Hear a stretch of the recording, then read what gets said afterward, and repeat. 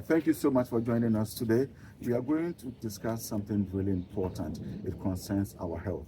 It's something that we may not have put so much focus on it, let's say in Africa, but we are going to start doing it. I mean, we have pioneers who have started, and we are going to throw more light on it. Let me give you a sneak peek of exactly what we are going to discuss. Have you ever come across somebody suffering from pneumonia who is gasping for breath or who is having breathing issues who needs respiratory care? Have you also come across a mother in labor who is struggling to breathe or needs respiratory care? Or a child, a premature born or newly born baby who can't breathe on their own and needs respiratory care? These are some of the most important things we are going to discuss. My name is Dennis Mante, and I have here with me... This is Dorothy Honny. Thank you so much. And the topic for our discussion today is breathing life into Africa's healthcare, the future of respiratory care in Africa. Now, before we start, let me give you a brief introduction about my expert. You know, she's an expert in this topic, and believe you me, join us, don't go anywhere if you can, and you are going to learn a lot from Dorothy. Now, Dorothy Honey is the founder and president of the Africa Respiratory Care Association, in short ARCA, an organization dedicated to advancing respiratory care across Africa. Now, as a respiratory therapist and a pulmonary health educator, Dorothy is committed to improving patients' outcome through hands-on care and education. You know what? I'm going to leave it here, and I will make Dorothy do the talking instead of the introduction. Once again, Dorothy, welcome to the show. Thank you. Thank you, Mr. Dennis. Just for the layman, I'm a layman just like the majority of us. If you talk about respiratory care, what is it? How important is it to us in our healthcare? Thank you very much. So when we say respiratory care or respiratory care, we mean the care or the management of a patient who cannot breathe. So whatever we put in place to restore your breathing is the care we're talking about. Okay. Yes. Okay. So I gave some scenarios, but could you give us some more detailed scenarios about instances where you guys come in, to save lives? Okay, so I'll pick it from one of your scenarios. So imagine a mother in labor and baby has been born, but during that process, the mother experienced shortness of breath, or the mother was in a distress or respiratory distress, what we call breathing distress in that sense, and child has to be born by cesarean section. Now, in this case, the child would have to be sent to the intensive care unit, which they would say NICU. Okay. Now, in that way, the role of the respiratory therapist here is to assess this baby and suction the meconium, which is the fluid that is in the baby's airway tract or breathing tract, and then supply or provide oxygen for this baby. Okay. Now, whilst we're doing that, we are going to ensure adequate monitoring of this baby to survive. Okay. Okay. So basically, is this something that is so popular in Africa? Basically, respiratory care. If you talk about respiratory care, is it like, for instance, we talk about malaria? The treatment of malaria. It's basically more or less like a household name. Is this same for respiratory care? It's kind of a new frontier that you guys want to break into it. So it is. It is, and it is. Not. Yeah. So let me go in this way. Okay. So, still continuing with what I was saying. So now you have ensured that baby is in safe condition to breathe well. This makes the doctor's work easy. This makes the nurses' work easy. So it's a teamwork that comes into play. Now, to answer your question about whether respiratory care is it something that is already existing in Africa, the profession is what Africa is lacking. Okay, the profession is what Africa is lacking. But there are some basic things that our hospital systems provide for the time being to sustain their patient that go into such conditions. But the only issue here is that the main skill force or the skilled personnel that would manage it adequately is what Africa needs. Okay, okay. Because I was just going to ask you, when you said the profession is what is lacking, does it mean we don't have enough respiratory care therapists back home or say on the continent? Okay, so Africa as a continent, Mm-hmm. some years ago, didn't have respiratory therapists Wow, wow. until I'm a Ghanaian, so let me start from Ghana. Ghana, yeah. Until the respiratory therapy program started in Ghana. When was this?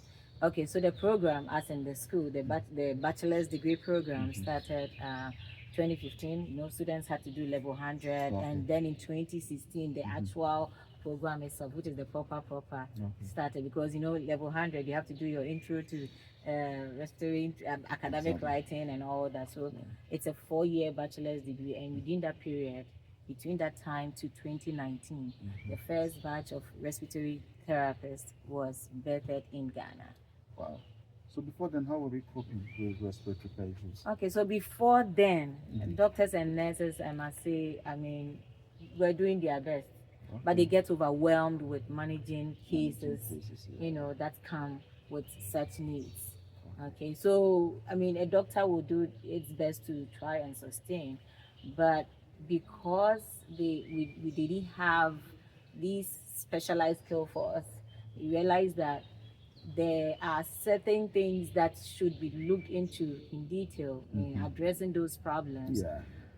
Doctors may overlook. May overlook May, that. Now, yes. if I may ask, what motivated you into this field?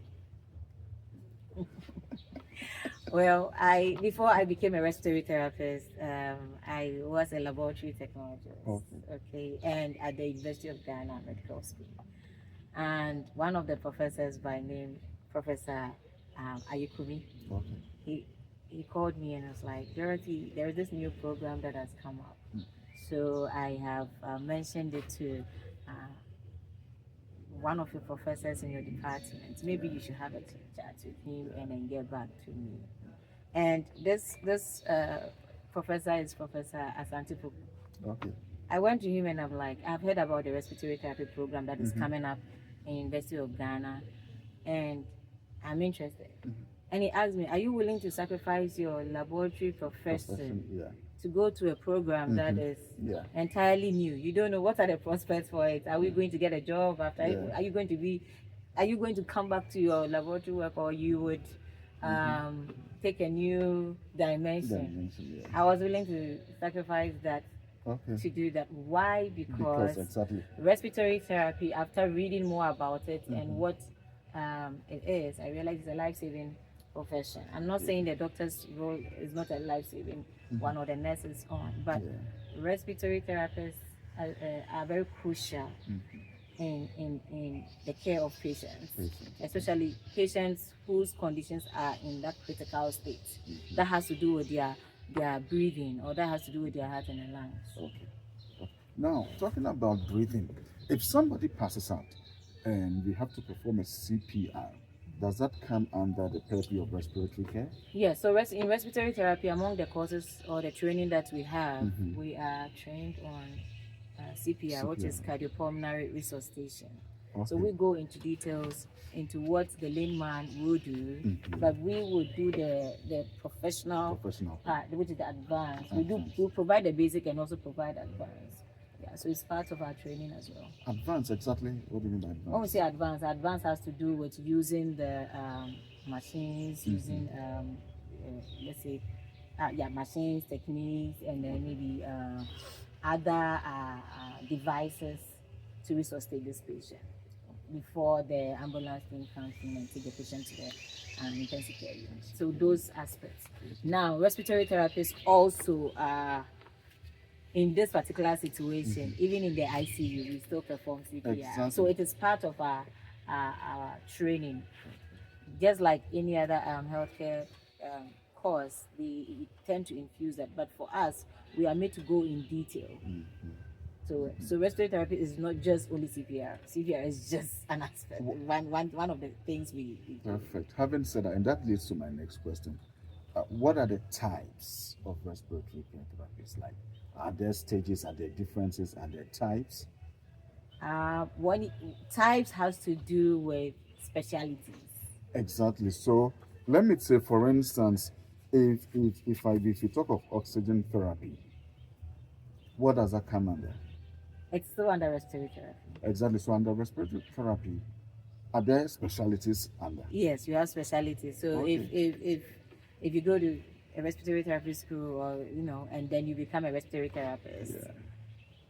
at that point you are a graduate respiratory therapist. I mean, you get your license, write your licensure exams, you get your license to operate.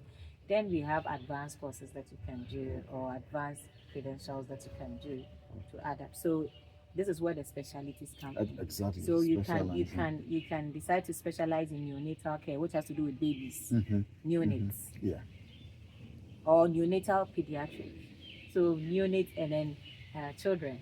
So neonatal care simply means that a child is born, Yeah. you're having breathing problems, Yeah. and A that is where newborn you come baby, in. yeah. What do you do exactly to make the child breathe? Okay, so first of all, Mhm. if a child is born and the child is not breathing, Mhm. there are some algorithms or some steps that we take Yeah. in stimulating this child Mhm. to breathe. Okay. Now, if after performing all the stimulations, this child is not breathing, this is where we use our devices, and to provide oxygen for this baby. And whilst we are providing the oxygen, we monitor the flow and then assess the baby at the Okay. same time. Yeah. Super important. Yeah. Assessment has to do with so many ways. We are monitoring the heart rate, monitoring the saturation, oxygen. When we say saturation, the amount of oxygen going into the blood tissues and all that. Like, yeah. And then what other types? So the babies. Okay, so and we then have the for neonatal mothers. pediatric Mhm. pediatric care. You can also be an asthma specialist. Uh-huh. You can also be a pulmonary education specialist. You can also be Before you go on, pulmonary.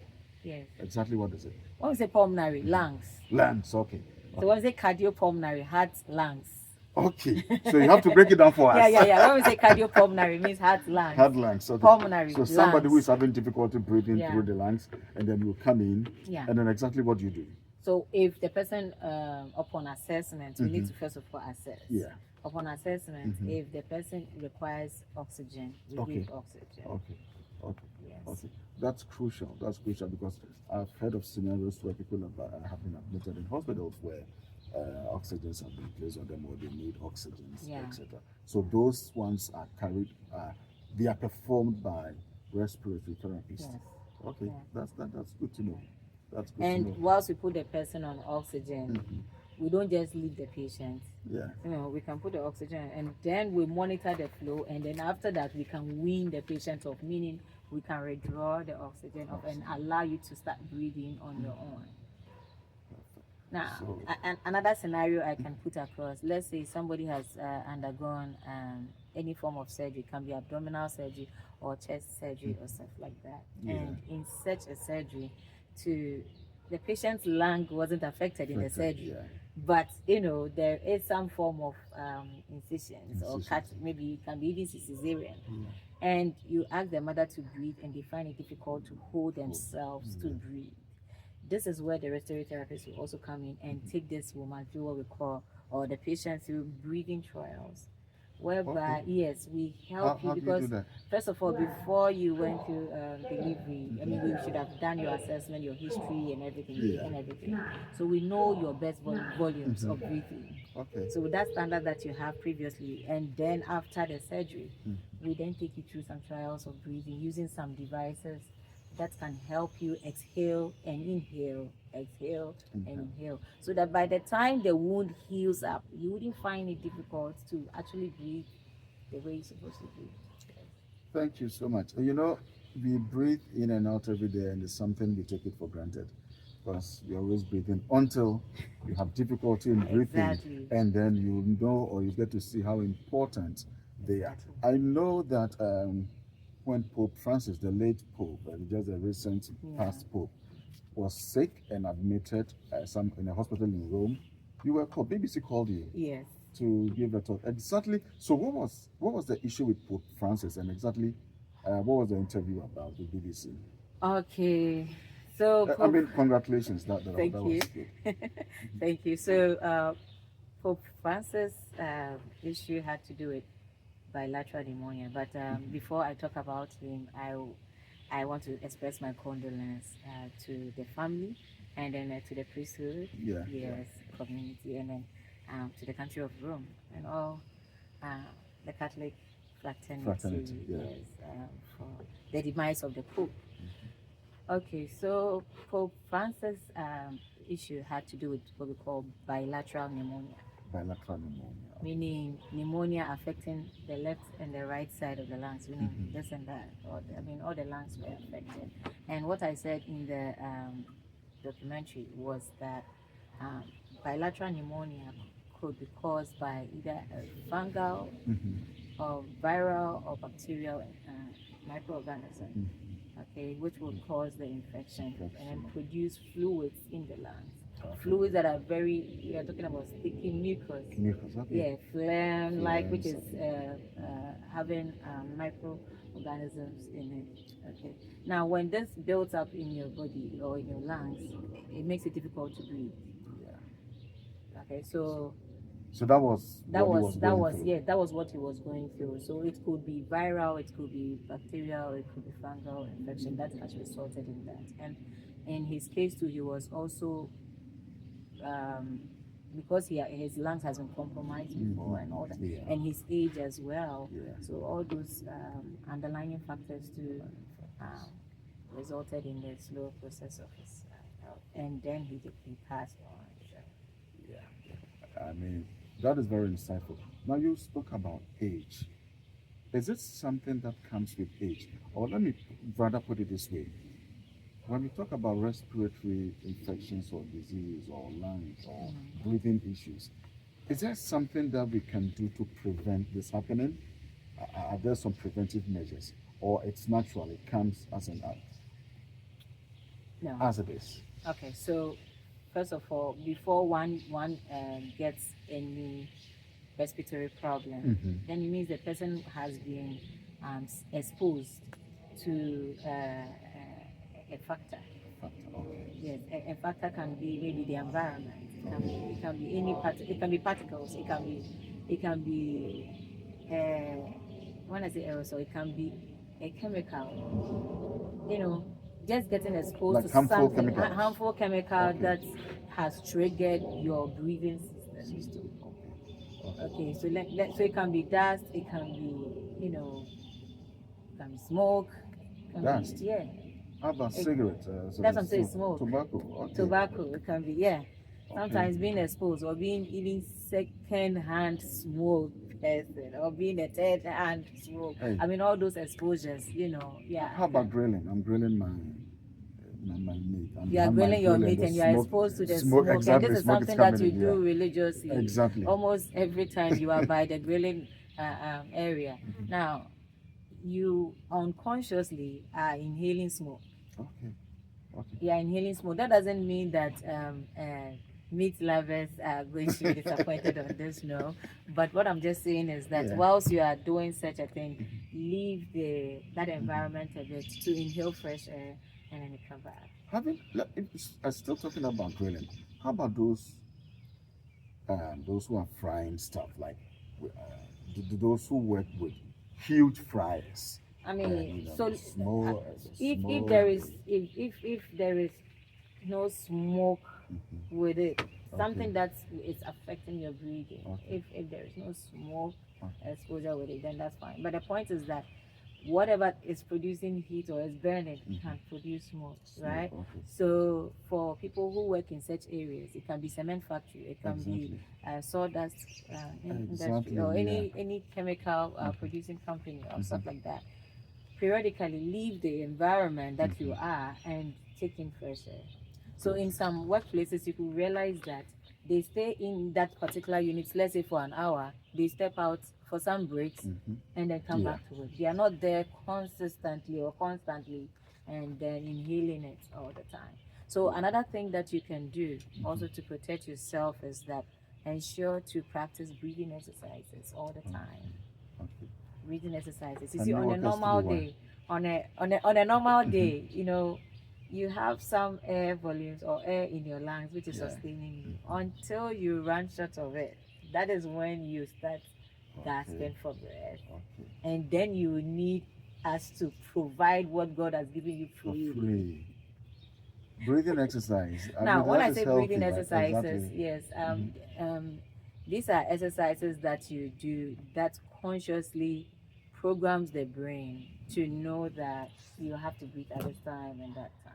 You prepare yourself so that if you find yourself in a situation that requires that you would have to get some oxygen or get some, breathe, Breathe, you yeah. have exercise and you know what to do to save yourself. So, like I said, you are in a dusty environment or you are in a smoky environment. Smoking So environment. it's not like you're actively smoking, but you Yeah. are Even having like secondhand smoking. second hand, yeah, Exactly. and We you just have gotta you be feel you have been careful. exposed. You just step out and taking a deep breath, and then you breathe out. Those are some of the preventive Yes. measures. So maybe in taking our a next deep channels, breath I can show you a lot. and then you breathe Yeah. out. So you can taking a deep breath. Some Mhm. people can breathe well with their mouth if they are doing this particular exercise. Some can also use their nose to breathe, and then thank God for the trees that we have around us. At least it takes off all the the carbon dioxide and all that as we breathe in oxygen. How long do we do this? How long do we breathe in? Or At least if I'm exercising or I'm doing that, at least I do it let's say 5 times. 5 times? Okay. Breathe in, Breathe in. breathe out. And You see then when we breathe were in out, school, yeah. Oh yes. when we go to assembly or we stand So over breathe there, in. they ask you to breathe in and breathe and out. breathe out. Okay. Breathe Okay. in and breathe out. And then there is a point that you also have to sustain a little bit. So you Yeah. breathe in, try to hold your breath Yeah. for some seconds, and then you breathe out. What are you doing? You are trying to ensure that the air that you have breathed in is able to go into your lungs very well.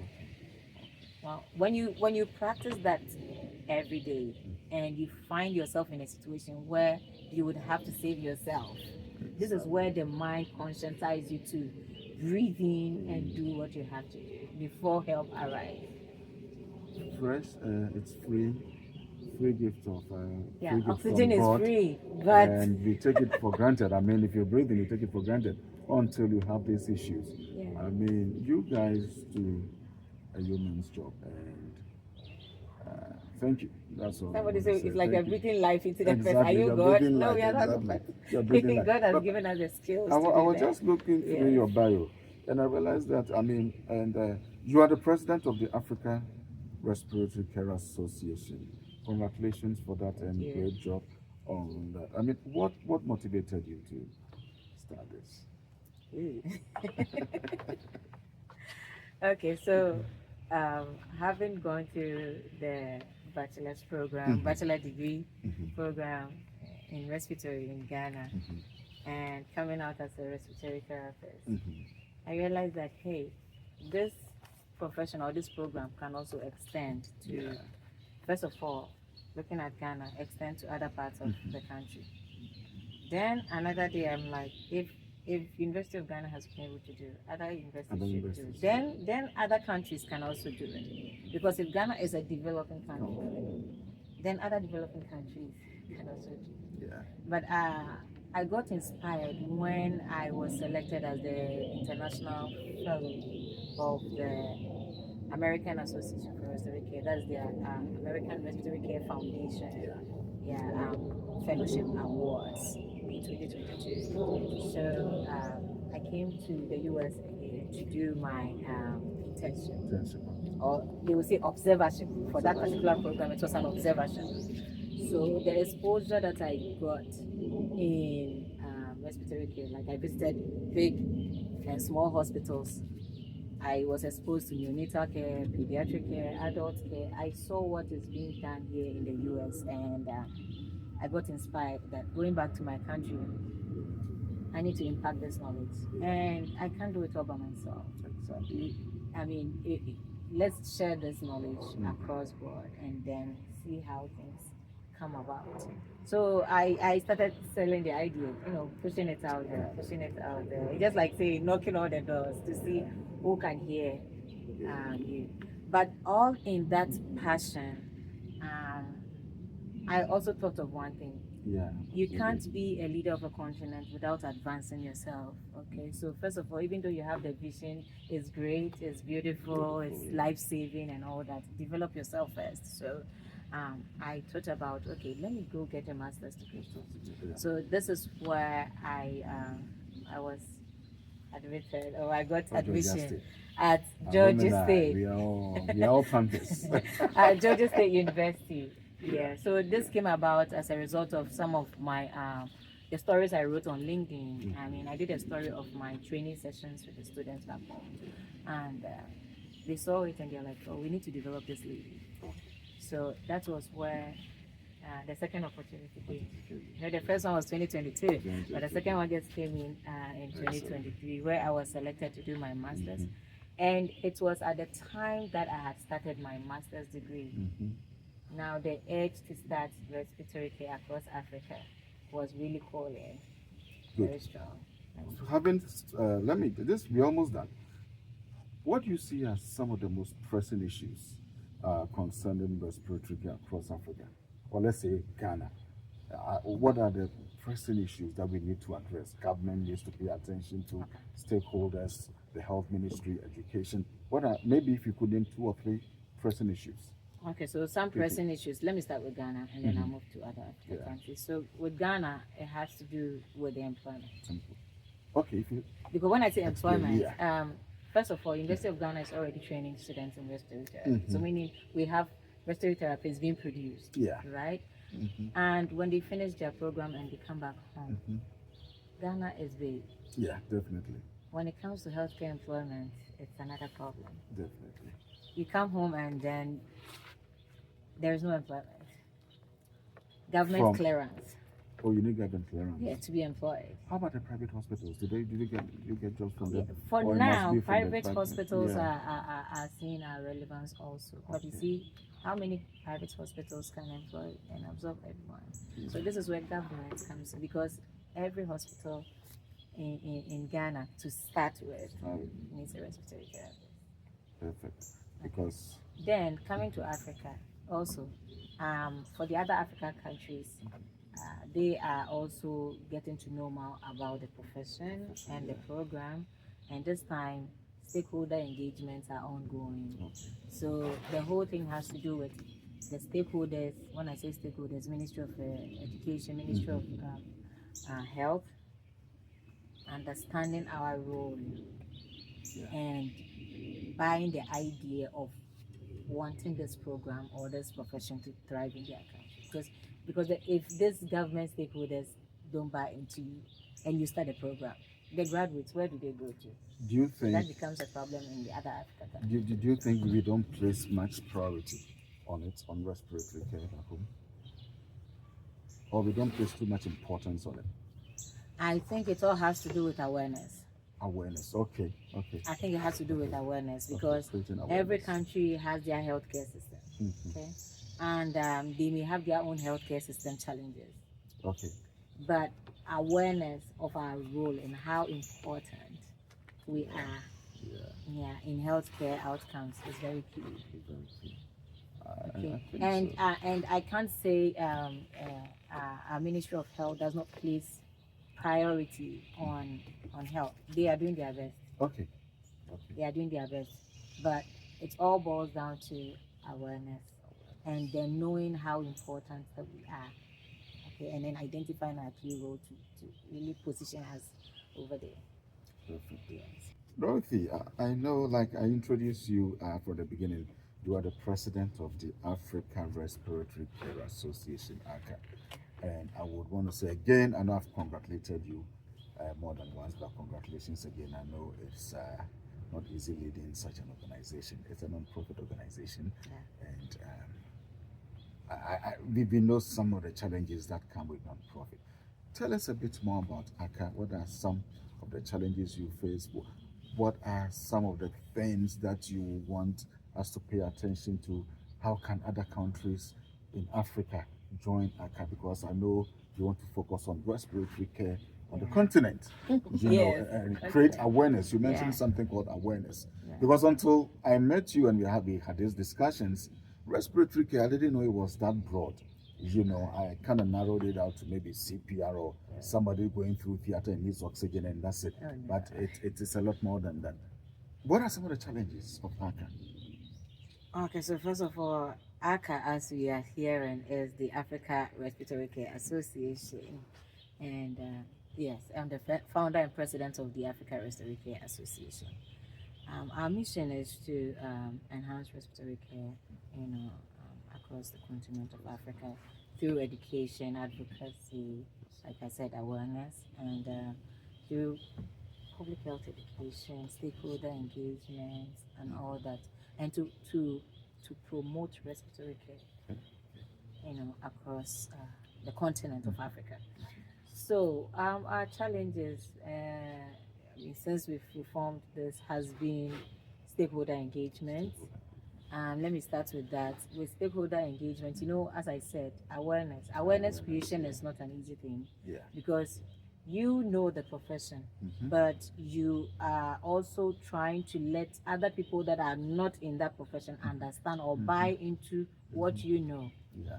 And to receive or accept you. Exactly. So that becomes a bit of a challenge. Yeah. And Africa is very diverse in languages and all that. You're dealing with the Anglophone, you're dealing with Francophone, you're dealing with other even the Portuguese, Arabic, and all that. And then the yes, Spanish yeah. So it's really it's a huge thing, and getting stakeholders to really understand what you are actually bringing out is really huge and a challenging one. And then getting the attention of these stakeholders also requires funding. So funding has been another challenge in getting these things done, because you always have to meet them. It boils down to everything. I mean, if you say funding, and I understand, like funding, I mean, money, a lot of things revolve around money. Yeah, it boils down funding, and then also even running that organization itself requires funding as well. Okay. Because you need a team to support. There are initiatives that you want to bring across. There are educative programs that you want to bring across, which would still require funding to actually support or to keep it alive and running. Exactly. Because even if you want to create or maybe ensure respiratory care education, general public health education, it boils down to funding. You don't just say you organizing an asthma education or maybe a pulmonary disease education and without funding. No, that's it. I mean, so if somebody wants to join this organization, I mean, let's take with funding. How can if a Good Samaritan, an organization, wants to assist or your ARCA, not you in person, but ARCA, how do they get in touch with you? Okay, so when you go to our website, which is www.africaresp.org, or you type Africa Respiratory Care Association on Google, and it will come up. Okay. When you go to the support and donate button, there is a structural form there or account system over there that you can donate or support in any way. And you can also reach us for more discussions on info@africaresp.org. That way we can actually have a direct engagement with you, so that we can identify the areas that we would want you to support.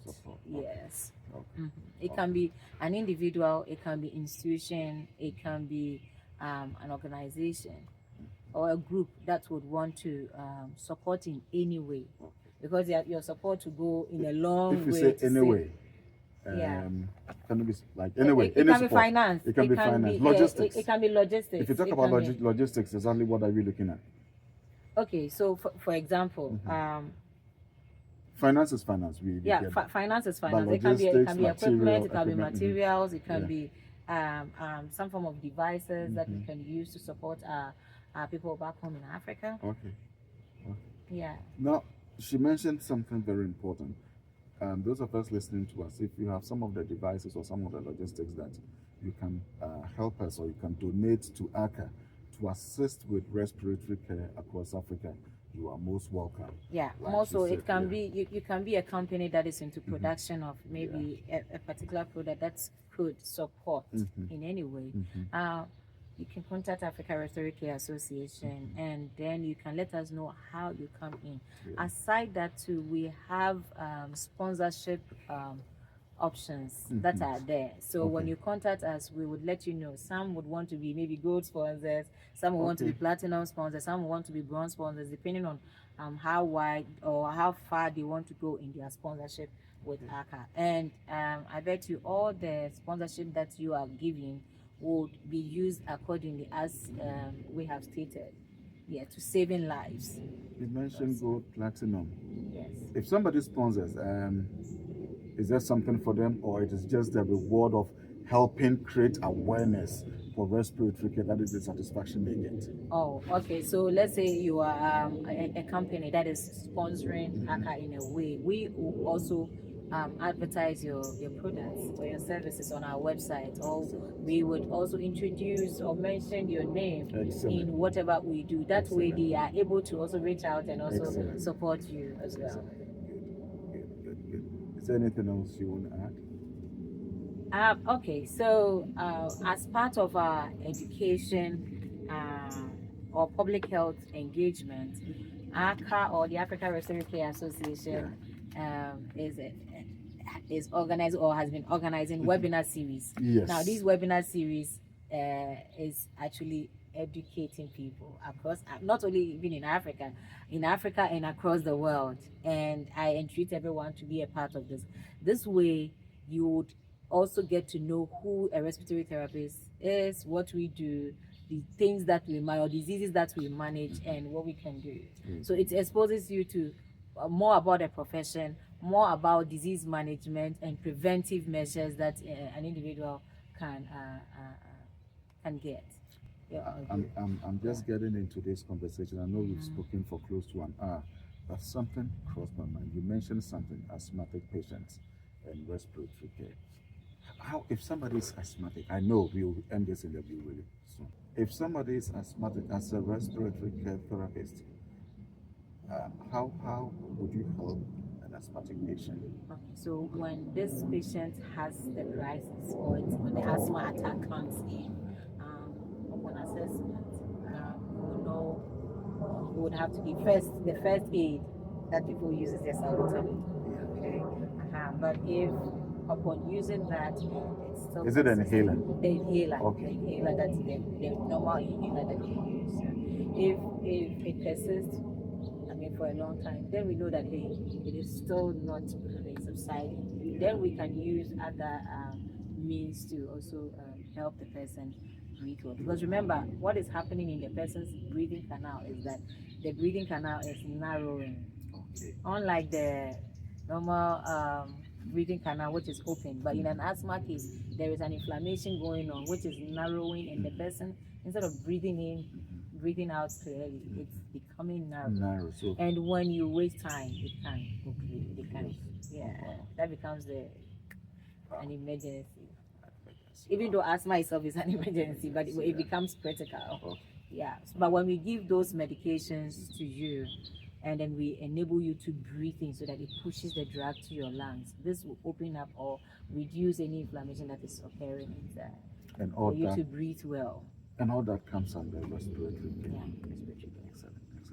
Excellent. Now, before we end this program, how do you join ARCA if anybody wants to join ARCA? Yes. Okay. So you join ARCA on www.africaresp.org, or when you type the Africa Respiratory Care Association on the website, we have join. Okay. Yeah, so you just see join, and then you click on it. It brings up a form for you to just fill out, a short form. Okay. Yeah, just for you to fill out, and then the next promptings that comes will lead you into the association. For this time, Africa Respiratory Care Association is backing on free registration, so this is the time you should join this for us. Let's get the website one more time. Yes, so the website is www.africaresp.org. Now, you don't have to be a respiratory care practitioner or a nurse, or everybody is welcome. We need stakeholders, we need politicians, we need actors, we need everybody, footballers, everybody, movie makers. Yeah. We need the nurses, the doctors, the pulmonologists, the occupational therapists, the physiotherapists. We need all of them, because one, we work with all of them. Exactly, to create the awareness. Yeah, we work with all of them in the hospital, so we need everybody to join. Yes, if you have respiratory health at heart, then you should join the Africa Respiratory Care Association. This way you are breathing life into Africa. Perfect and well said. Dorothy, thank you so much for your time, and we appreciate you. If you want more educative programs like this, continue to like this program, like the page, join us. We are going to roll out more educative programs like this. So we want to say thank you one more time. Thank you. Viewers, thank you so much for inviting us on your tablet or your phones. Bye.